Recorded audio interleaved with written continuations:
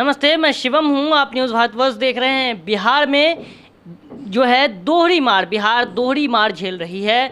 बिहार में एक तरफ कोरोना है और दूसरी तरफ बाढ़ की स्थिति बनती हुई नज़र आ रही है।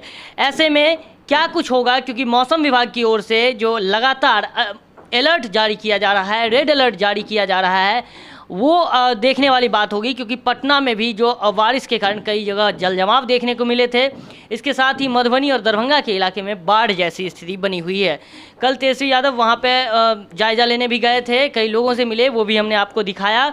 लेकिन बात यही कि कई जिलों में रेड अलर्ट घोषित कर दिया गया है। बिहार में कोसी, गंडक और घाघरा, जितने भी नदियां हैं, गंगा, पुनपुन, ये सभी उफान पर हैं और जो जल स्तर होना चाहिए उससे कहीं अधिक हो गया है।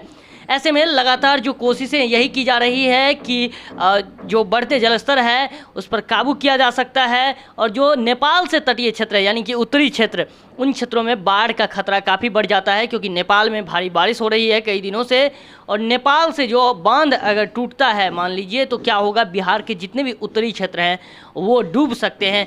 ऐसा संशय जो है वो लोगों के मन में है। इस पर संजय झा जो हैं जल संसाधन विभाग के मंत्री, उन्होंने क्लियर किया है। उन्होंने कहा है कि हमारे एनडीआरएफ और एसडीआरएफ की टीमें जो हैं वो तैनात हैं, लेकिन तैनात होने से उनका कहना है तैनात हैं, हम तैयार हैं। लेकिन जो आम लोगों के मन में सवाल उठ रहा है वो यही कि लगातार जो है मौसम विभाग का अलर्ट जारी किया जा रहा है। और विपक्ष सवाल पूछ रही है कि 15 वर्षों में आपने क्या किया, क्यों बांध नहीं बनाए गए, कि क्यों बाढ़ को रोकने की कोई काम नहीं की गई नीतीश सरकार की तरफ से, ये भी सवाल उठाए जा रहे हैं।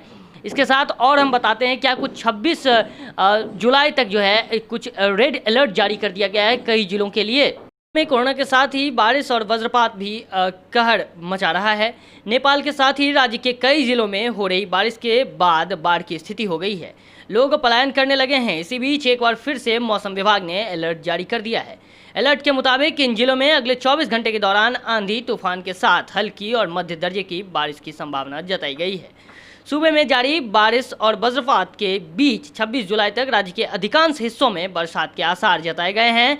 मौसम विभाग ने भोजपुर, बक्सर, अरवल, जहानाबाद, औरंगाबाद और भभुआ में बारिश और वज्रपात को लेकर ग्रीन अलर्ट जारी किया है, जबकि पटना, गया, नालंदा और शेखपुरा में हल्की बारिश की संभावना जताई है। राजधानी पटना में बुधवार को अधिकतम तापमान 31 डिग्री और न्यूनतम तापमान 25 डिग्री सेल्सियस दर्ज किया गया है। दूसरी तरफ नेपाल में लगातार हो रही बारिश से बिहार पर लगातार बाढ़ का संकट कायम है। नेपाल के तराई क्षेत्र में के साथ उत्तर बिहार के कई जिलों में लगातार हो रही बारिश के कारण नदियों के जलस्तर में वृद्धि जारी है। इस बारिश की और नदियों के लगातार बढ़ रहे जलस्तर के कारण पूर्वी और पश्चिमी चंपारण, गोपालगंज, दरभंगा, सुपौल, मधुबनी में बाढ़ की स्थिति उत्पन्न हो गई है।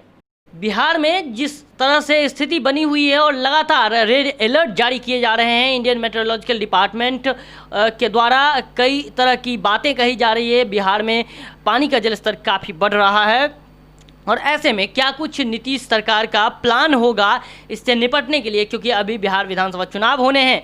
अगर बाढ़ आता है तो हो सकता है नीतीश का तख्ता पलट हो सकता है नीतीश अब सरकार में ना रहे। क्योंकि मैं ये दावा नहीं कर रहा, मैं ये बस बता रहा हूँ, क्योंकि जिस तरह से बाढ़ आएगी और जनमानस में जो है जो स्थिति है, जो लोग सोच रहे हैं, मैं लोगों की बात बता रहा हूँ। अगर ऐसा ही हाल रहा जिस तरह से अभी है तो कहीं ना कहीं सरकार को इसका खामियाजा चुनाव में देखने को मिल सकता है। आप जुड़े रहिए न्यूज़ भारतवर्ष के साथ, आपको हम हर खबर से रूबरू कराते रहेंगे।